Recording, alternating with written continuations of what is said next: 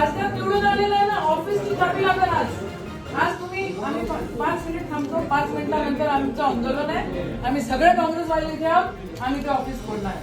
हे काय झालं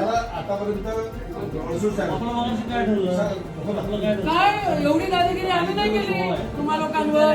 तुम्हाला मीटिंग मध्ये घेऊन बसत होतो आम्ही सगळे. दादा आंदोलन करण्याच्या भूमिकेमध्ये तुम्ही आणलेलं आहे आम्हाला. तुम्ही चावी द्या कमिशनर मॅडम, नाही तर आम्ही आता चाललो. कमिशनरांकडे नाही चावी.